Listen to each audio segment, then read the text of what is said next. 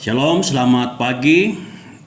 Dari Bukit Sion kita berjumpa lagi dalam renungan harian edisi Kamis 28 April 2022. Sebelum kita membaca dan merenungkan kebenaran firman Tuhan di hari ini, mari kita mohon pertolongan di dalam doa. Kita berdoa. Kami bersyukur kepadamu ya Allah, Bapa pemilik kehidupan kami, untuk segala kasih dan kemurahan-Mu, pertolongan-Mu dalam kehidupan kami hingga detik ini. Terima kasih hari ini kami akan belajar lagi dari firman-Mu.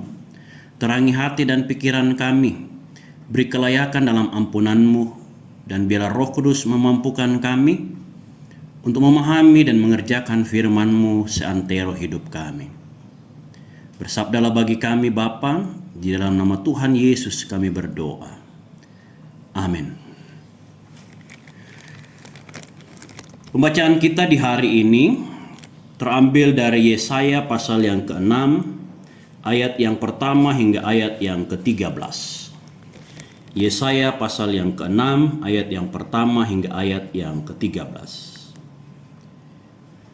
Dalam tahun matinya Raja Uzia, aku melihat Tuhan duduk di atas tahta yang tinggi dan menjulang, dan ujung jubahnya memenuhi bait suci. Para serafim berdiri di sebelah atasnya, masing-masing mempunyai 6 sayap. 2 sayap dipakai menutupi muka mereka, dan sayap dipakai untuk menutupi kaki mereka, dan 2 sayap dipakai untuk melayang-layang. Dan mereka berseru seorang kepada seorang katanya, Kudus, kudus, kuduslah Tuhan semesta alam. Seluruh bumi penuh kemuliaan-Nya. Maka bergoyanglah alas ambang pintu disebabkan suara orang yang berseru itu, dan rumah itu pun penuhlah dengan asap. Lalu kataku, celakalah aku binasa. Sebab aku ini seorang yang najis bibir, dan aku tinggal di tengah-tengah bangsa yang najis bibir. Namun mataku telah melihat Sang Raja, yakni Tuhan semesta alam. Tetapi seorang daripada serafim itu terbang mendapatkan aku.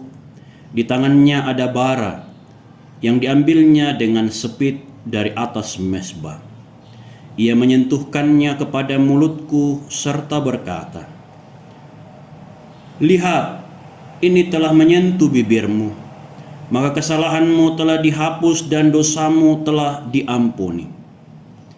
Lalu aku mendengar suara Tuhan berkata, Siapakah yang akan kuutus, dan siapakah yang mau pergi untuk aku?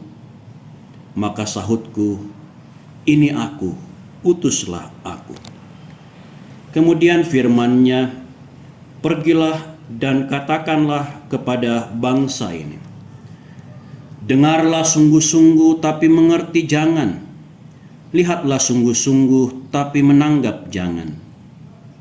Buatlah hati bangsa ini keras, dan buatlah telinganya berat mendengar, dan buatlah matanya melekat tertutup, supaya jangan mereka melihat dengan matanya dan mendengar dengan telinganya dan mengerti dengan hatinya, lalu berbalik dan menjadi sembuh.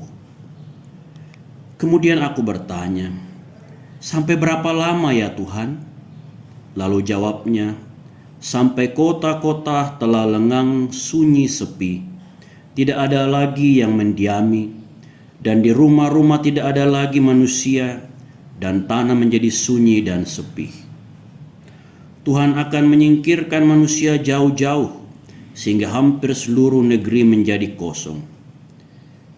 Dan jika di situ masih tinggal 1/10 dari mereka, mereka harus sekali lagi ditimpa kebinasaan.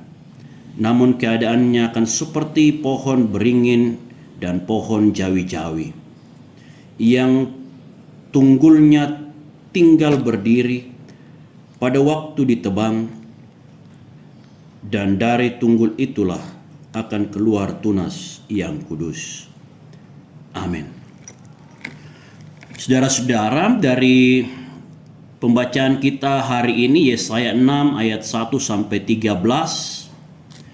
Kita akan merenungkannya dalam satu tema, Tuhanlah yang melayakkan dan memampukan.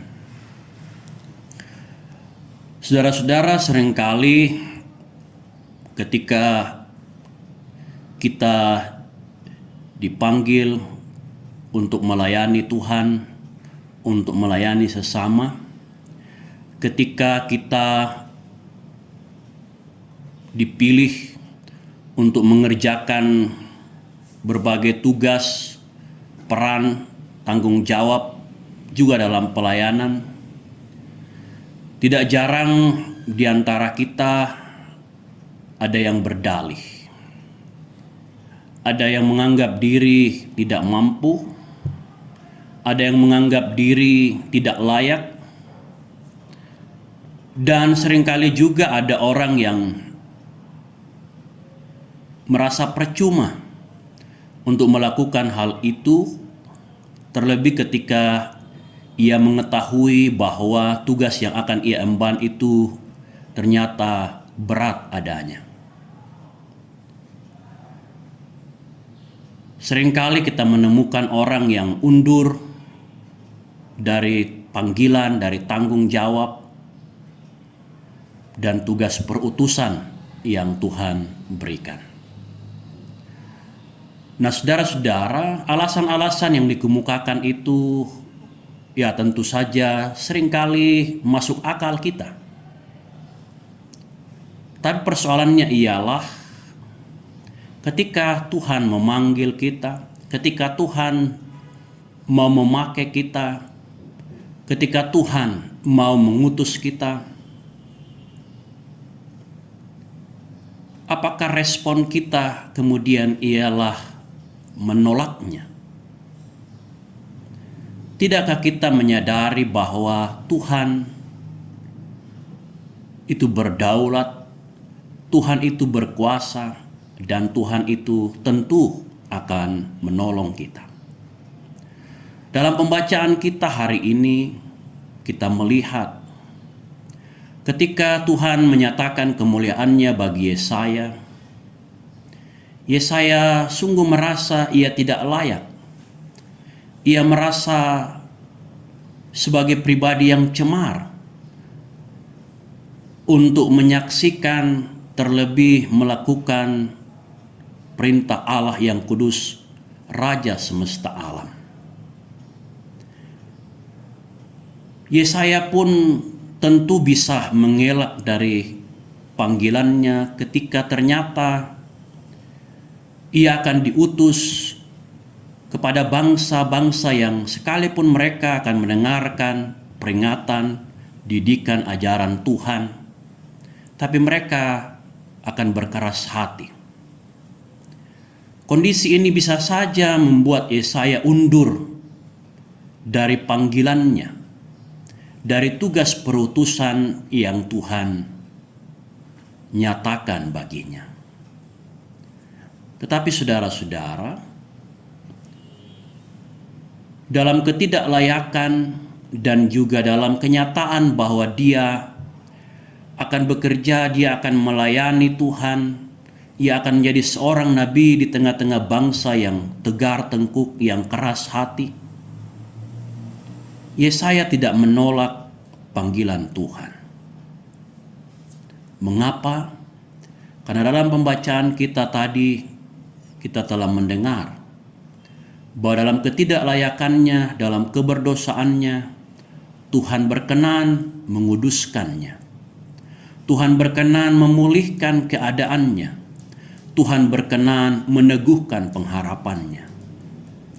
Bahkan ketika Yesaya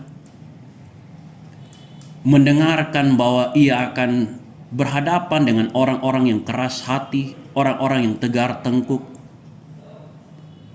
Yesaya tidak undur. Karena apa? Karena Tuhan telah menunjukkan kepadanya semua kenyataan-kenyataan yang akan ia hadapi. Namun pada waktunya Tuhan sendiri yang akan memulihkan keadaan umatnya. Hal ini mengajarkan kepada kita saudara-saudara bahwa dalam ketidaklayakan kita, Allah akan melayakkan kita.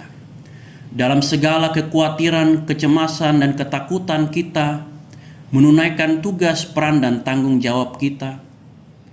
Pun ketika kita menghadapi orang-orang yang keras hati, tegar tengkuk dalam kehidupan ini, ternyata Tuhan tidak meninggalkan kita. Tuhan punya waktu yang terindah dan terbaik, memberikan buah dari setiap apa yang kita kerjakan dalam kehidupan ini. Nah, kalau demikian saudara-saudara, apa yang mesti kita lakukan? Yang Tuhan harapkan daripada kita seperti pada diri Yesaya, ialah kesediaan dan kesetiaan kita untuk menunaikan tugas panggilan kita. Mungkin kita bukan seorang yang hebat, seorang yang berpendidikan tinggi, tapi dalam peran dan tanggung jawab yang Tuhan beri, di sana Tuhan mau menyatakan kuasanya yang besar, karyanya yang besar bagi sesama kita. Karena itu, ketika Tuhan memanggil kita untuk menunaikan tugas perutusan yang mulia, di tengah-tengah masyarakat, di tengah-tengah jemaat, di tengah-tengah seluruh aras pelayanan, sekalipun kita tahu itu sulit dan berat, percayalah, sebagaimana keyakinan Yesaya, Tuhan ada, Tuhanlah yang akan memampukan, Tuhan yang akan menolong kita menghadapi dan menunaikan tugas pelayanan kita. Hendaklah kita senantiasa berkata, inilah aku, utuslah aku. Selamat menunaikan tugas tanggung jawab pelayanan yang Tuhan amanahkan kepada kita, baik sebagai pendeta, penatua, diaken, pengurus OIG, pun sebagai imamat yang rajani, sebagai umat kepunyaan Tuhan. Siapapun kita, ketika kita telah percaya kepada Yesus, kita diutus ke tengah-tengah dunia ini. Untuk apa? Untuk memberitakan keselamatan yang dari Allah di dalam Yesus Kristus kepada semua orang. Sekali lagi, jangan takut, jangan gelisah. Mari dengan tekun setia menunaikan tugas panggilan kita, tugas pelayanan kita, karena Tuhanlah yang melayakkan. Tuhan juga yang akan memampukan dan menolong kita. Roh Kudus menolong saudara dan saya. Haleluya. Amin. Mari kita berdoa. Bapa, terima kasih untuk kebenaran firman-Mu yang boleh kami dengar saat ini.